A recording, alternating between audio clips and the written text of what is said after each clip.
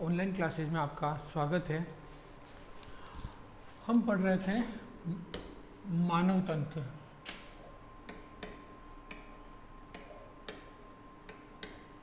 और मानव तंत्र में आज का जो हमारा टॉपिक है वो है जनन तंत्र, यानी मानव में जनन। देखिए, जनन जो होता है वो दो प्रकार का होता है, लैंगिक जनन और अलैंगिक जनन। लैंगिक जनन में नर और मादा दोनों की आवश्यकता होती है, जबकि अलैंगिक जनन में केवल मादा की यानी सिर्फ और सिर्फ एक पेरेंट्स की आवश्यकता होती है, और यहाँ पर दोनों पेरेंट्स की आवश्यकता होती है। हम जो पढ़ेंगे आज लैंगिक जनन, और मानव में कौन सा जनन पाया जाता है? लैंगिक जनन पाया जाता है। सबसे पहले बात करते हैं मानव में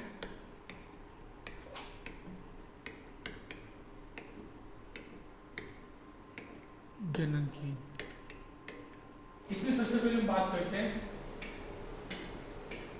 नर में यौनारंभ,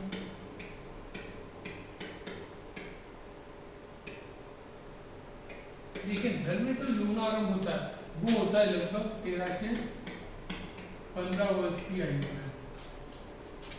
यौनारंभ होने पर क्या क्या बदलाव होते हैं? जैसे आवाज का भारी होना, दाढ़ी मूंछ आना,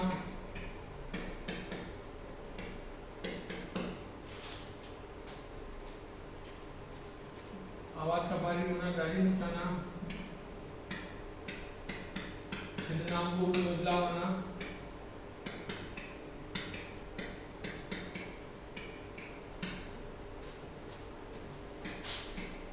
त्वचा का तेजी होना,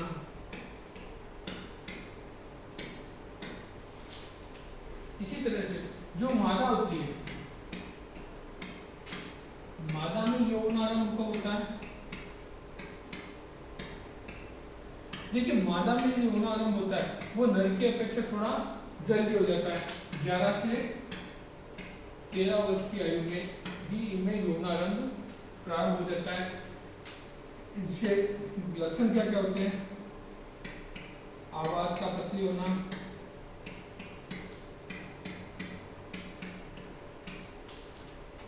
स्तन ग्रंथियों में विकास या स्तन ग्रंथियों में वृद्धि,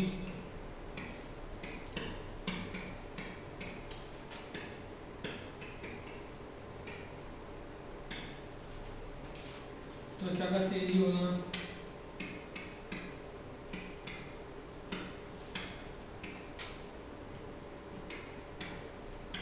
ये जो सारे लक्षण होते हैं, ये सारे लक्षण क्या बताते हैं? हमारे यौनारंभ को बताते हैं। अब हम बात करते हैं कि पूर्ण यौनावस्था कब विकसित हो जाती है।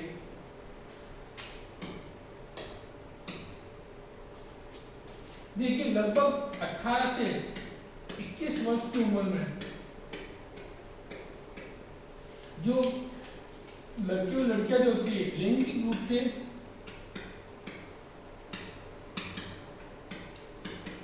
पूर्ण परिपक्व हो जाते हैं।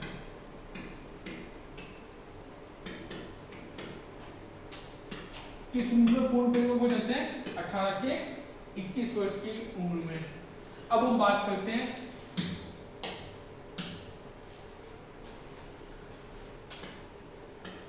नर जनन तंत्र। देखिए, नर जनन तंत्र जो होता है इसमें कौन कौन से अंग पाए जाते हैं? दो तरह के अंग होते हैं। पहला जो होगा प्राथमिक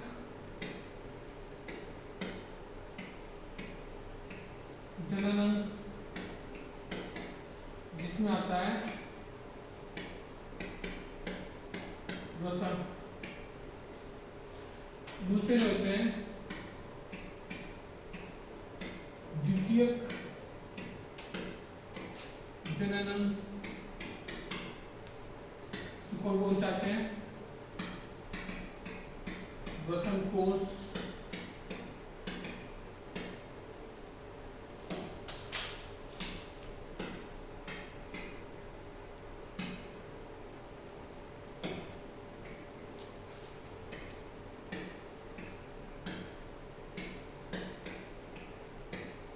शुक्रवाहिनी,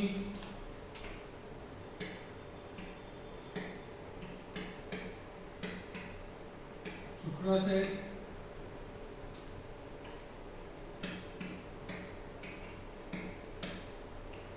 प्रोस्टेट ग्रंथि,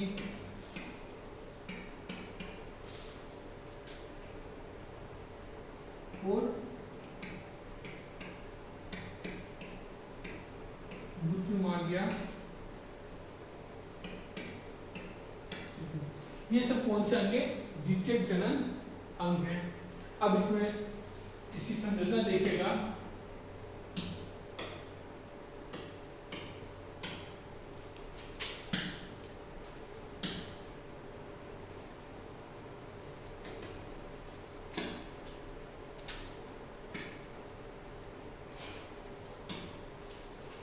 ये जो संरचना दे रखी है, ये दे रखी है नर जनन तंत्र की।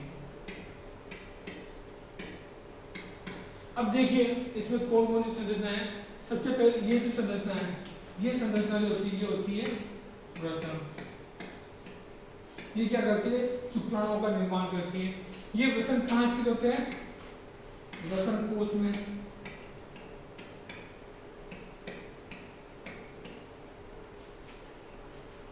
यहां से जो एक नलिका निकलती है, ये होती है शुक्रवाहिनी।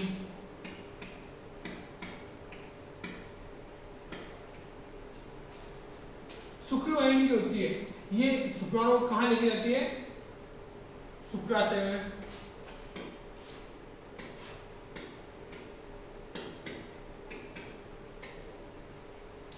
ये जो होता है, ये मूत्र जनन मार्ग, और ये जो होता है, ये होता है शिश्न वाला भाग। ठीक है, ये जो है, ये मूत्राशय है। ये वाली जो बता रखी, ये है प्रोस्टेट ग्रंथि।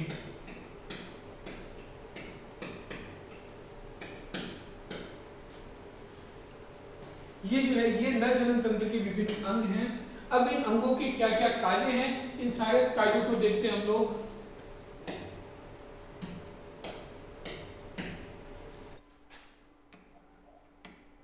प्राथमिक जनन अंग। अब देखिए नर में कौन सा प्राथमिक जनन अंग होता है? वृषण या टेस्टिस। अब जो वृषण एक जोड़ी स्थित होते हैं,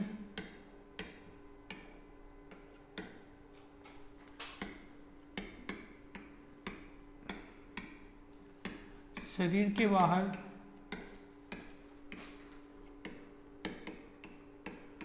वृषण कोश में स्थित होते हैं। और इन वृषण का मुख्य कार्य क्या होता है? नर युग्मक का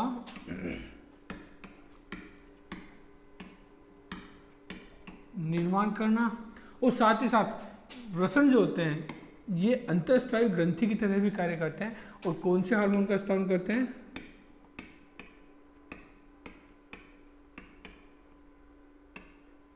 टेस्टोस्टेरोन। टेस्टोस्टेरोन जो हार्मोन होता है, ये नर में द्वितीयक गौण लैंगिक लक्षणों के लिए उत्तरदायी होता है। यानी कि जो यौनारंभ के जो भी लक्षण होते हैं, वो सारे लक्षण किसके कारण होते हैं? टेस्टोस्टेरोन हार्मोन के कारण। इसके बाद आगे बढ़ते हैं। ये तो था प्राथमिक अंग। अब है द्वितीयक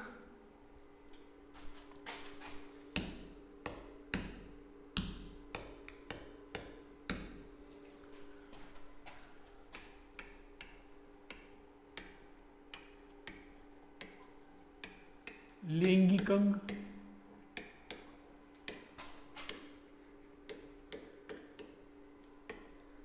अब देखिए द्वितीयक लैंगिक अंग में कौन कौन से अंग होते हैं। सबसे पहला जो है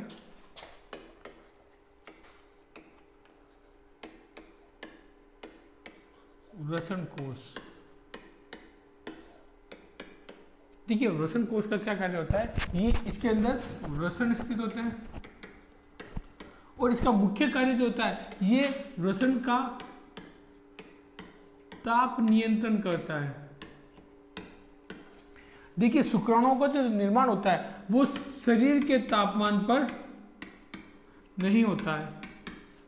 शरीर के ताप पर शुक्राणु का निर्माण नहीं होगा, शरीर के ताप से कम ताप की आवश्यकता होती है, इसीलिए जो वृषण होते हैं ये शरीर के बाहर वृषण कोश में स्थित होते हैं। दूसरा जो सहायक अंग होता है वो कौन सा है,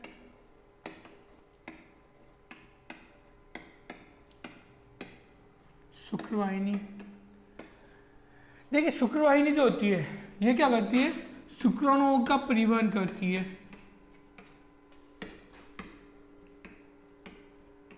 कहां से कहां तक करती है, जहां शुक्राणु बनते हैं वृषण, और ये वृषण से कहां लेके जाती है शुक्राणुओं को, शुक्राशय में लेके जाती है। फिर तीसरा जो लैंगिक अंग जो द्वितीयक लैंगिक अंग है वो है शुक्राशय। अब शुक्राशय जो होता है ये शुक्राशय क्या करता है, शुक्राणुओं का संग्रहण करता है। यानी शुक्राणु जो कहाँ एकत्रित होते हैं, शुक्राशय में एकत्रित होते हैं। साथ ही साथ ये कुछ तरल पदार्थों का भी स्रावन करता है। ये तरल पदार्थ क्या करते हैं, शुक्राणुओं को गति और पोषण प्रदान करते हैं। इसके बाद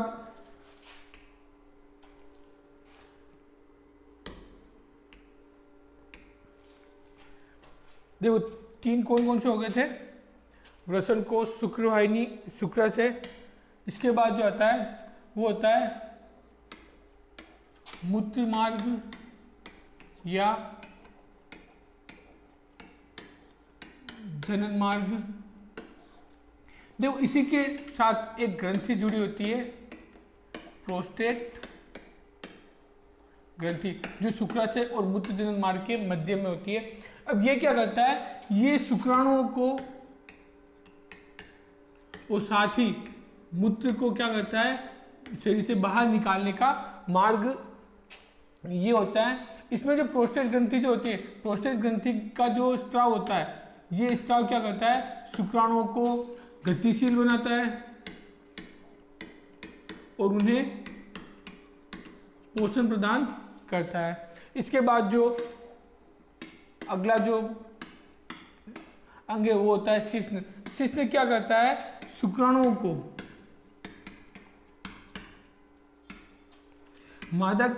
मादा में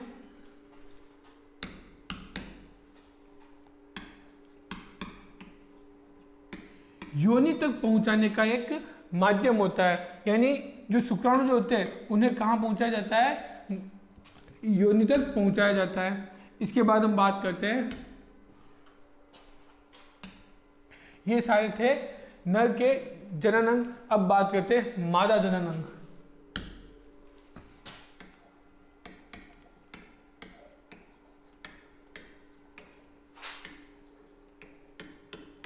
देखिए मादा जनन अंग में भी दो तरह के होते हैं, प्राथमिक और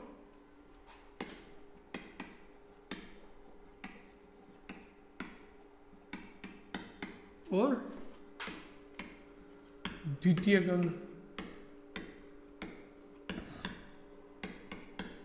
अब देखते हैं मादा जनन अंग की संरचना कैसी होती है।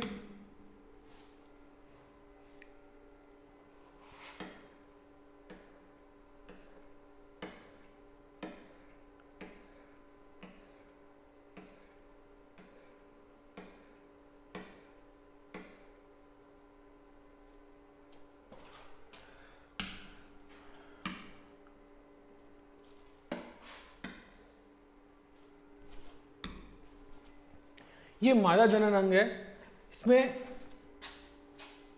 ये जो संरचना दे रखी है, ये ओवेरी ये होती है, अंडाशय, जो कि प्राथमिक अंग होता है। उसके बाद जितने भी अंग है वो सारे के सारे द्वितीयक अंग होते हैं। उसके बाद ये जो दे रखा है इसे कहा जाता है अंडाशय वाहिका या अंडाशय वाहिनी।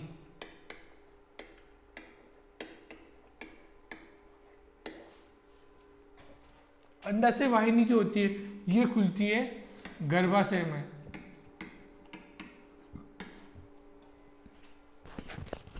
ये गर्भाशय जो ये जुड़ा होता है योनि के साथ।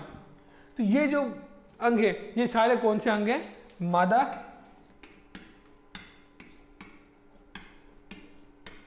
जनन अंग है। अब मादा जनन अंग में सबसे पहला देखते हैं हम लोग प्राथमिक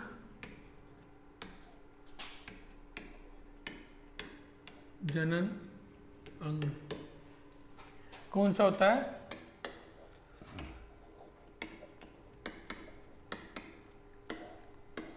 अंडाशय। अंडाशय जो होता है ये भी एक जोड़ी स्थित होते हैं। इनका जो मुख्य कार्य होता है ये क्या करते हैं? अंडाणु यानी मादा युग्मक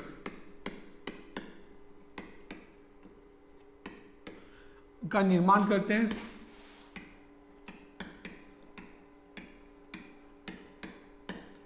मादा युग्मक का निर्माण करते हैं, साथ ही साथ ये अंतःस्रावी ग्रंथि की तरह भी कार्य करते हैं और हार्मोन का स्राव करते हैं जो होते हैं प्रोजेस्टेरोन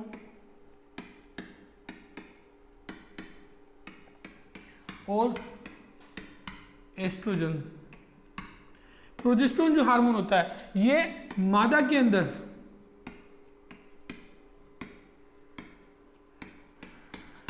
द्वितीय गौण लैंगिक लक्षणों के लिए उत्तरदायी होता है।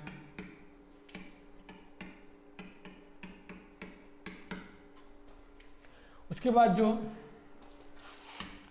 दूसरे जो अंग होते हैं द्वितीयक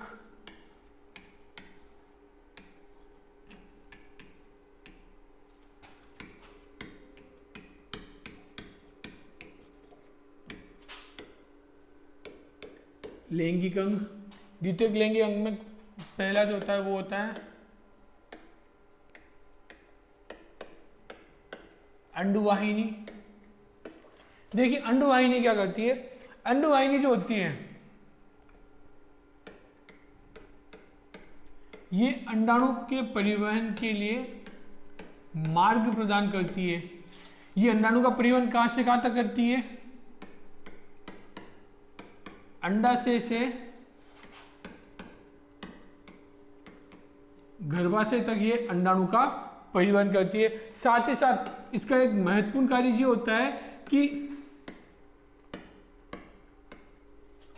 जनन या निषेचन के लिए अनुकूल परिस्थिति बनाती है।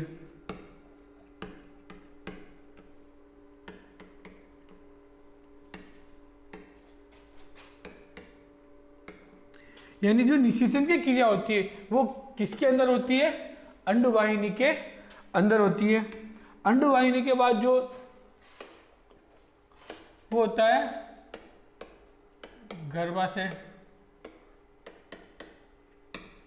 देखिए गर्भाशय जो होता है, गर्भाशय एक मांसल पेशीय संरचना होती है जिसमें विभिन्न स्तर होते हैं। अब ये गर्भाशय जो होता है ये ऊपर से तो चौड़ा और नीचे से ये पतला यानी कि उल्टी नाशपति के आकार का गर्भाशय होता है। अब इस गर्भाशय का मुख्य कार्य क्या होता है? गर्भाशय का मुख्य कार्य होता है रोपण। यानी जब भ्रूण बन जाता है तो इस भ्रूण को गर्भाशय क्या करता है? अपने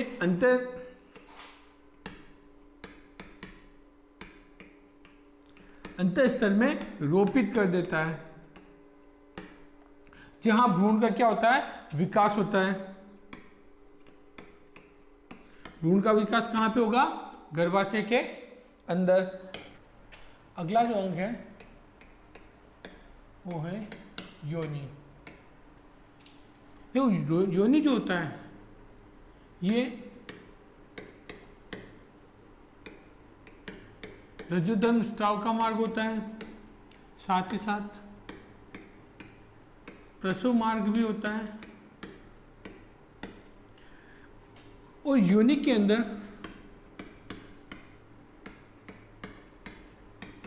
लैक्टोबैसिलस बैक्टीरिया पाया जाता है, जो किसका निर्माण करता है? लैक्टिक अम्ल का निर्माण करता है, जो कि माध्यम को अम्लीय करने का कार्य करता है। ये थे मादा जनन अंग। अब बात करते हैं हम लोग कि जनन की प्रक्रिया में क्या क्या होता है। सबसे पहले जनन की प्रक्रिया में जो सबसे पहले जो घटना होती है वो घटना होती है युग्मक जनन।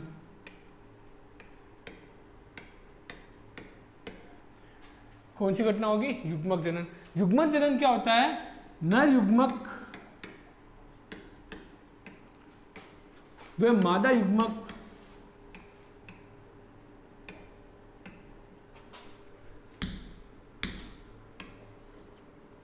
नर युग्मक व मादा युग्मक के निर्माण की प्रक्रिया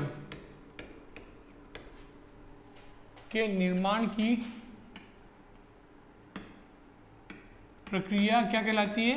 युग्मक जनन कहलाती है। इसमें अगर नर युग्मक का निर्माण हो रहा है तो उसे शुक्र जनन कहा जाता है, जो कि कहां पर होता है? वृषण में। और यदि मादा युग्मक का निर्माण हो रहा है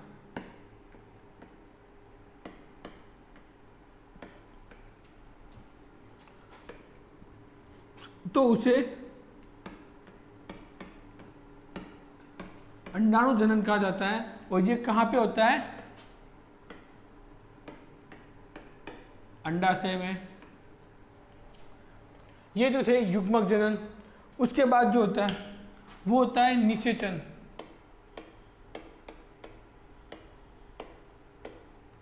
देखो निषेचन की क्रिया मैंने आपको बताया था कि अंडवाहिनी में होती है।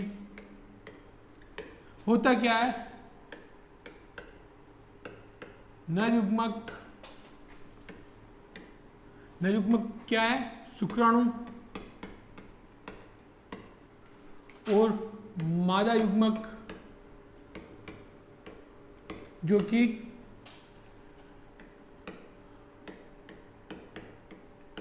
अंडाणु होता है। दोनों के मिलने पर भ्रूण का निर्माण होता है। और यह घटना क्या कहलाती है? निषेचन कहलाती है। और ये निषेचन की घटना कहां पर होती है? अंडवाहिनी के अंदर। जब भ्रूण का निर्माण हो जाता है तब ये भ्रूण समसूत्री विभाजन द्वारा विदलन करता है और अपने अंदर विकास करता है। विकास में जब ये 16 से 32 कोशिकाओं की अवस्था जो हो जाती है उसे ब्लास्टुला कहते हैं या कोरक कहा जाता है। और ये जो कोरक जो होता है ये गर्भाशय की अंतर्भित्ति जो होती है उस अंतर्भित्ति के ऊपर रोपित होता है, जिसे कि रोपण कहा जाता है। जब भ्रूण का रोपण हो जाता है, जब भ्रूण का क्या हो जाता है? रोपण हो जाता है, तो रोपण के पश्चात क्या किसका निर्माण होगा? रोपण के पश्चात गर्भाशय में अपरा या प्लासेंटा का निर्माण होता है। ये प्लासेंटा जो होती है ये माता और भ्रूण दोनों के बीच का संबंध होता है। और भ्रूण को जो भी पोषक तत्व चाहिए होते हैं सब कहाँ से मिलते हैं, माता से, और किसके द्वारा मिलते हैं, प्लासेंटा के द्वारा। और भ्रूण के जितने अवशिष्ट होते हैं वो भी प्लासेंटा के द्वारा सारे माता के अंदर चले जाते हैं। तो भ्रूण और माता को जोड़ने वाली जो कड़ी होती है प्लासेंटा, उसका निर्माण कहाँ होगा, रोपण के पश्चात किसमें होगा, गर्भाशय के अंदर। फिर बाद में जब भ्रूण पूर्ण विकसित हो जाता है, उसके बाद क्या होता है, जब भ्रूण पूर्ण विकसित हो जाता है तब होती है प्रसव क्रिया। प्रसव क्रिया में क्या होता है कि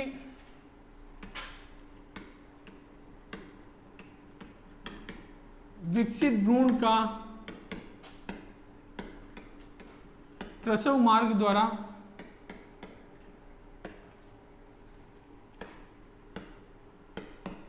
जन्म लेना, यही क्रिया क्या कहलाती है, प्रसव क्रिया कहलाती है। एक चीज ध्यान रखिएगा कि इस पूरी क्रिया में पेशीय संकुचन होता है और इसके लिए ऑक्सीटोसिन हार्मोन उत्तरदायी होता है। यहां पर हमारे मानव में जनन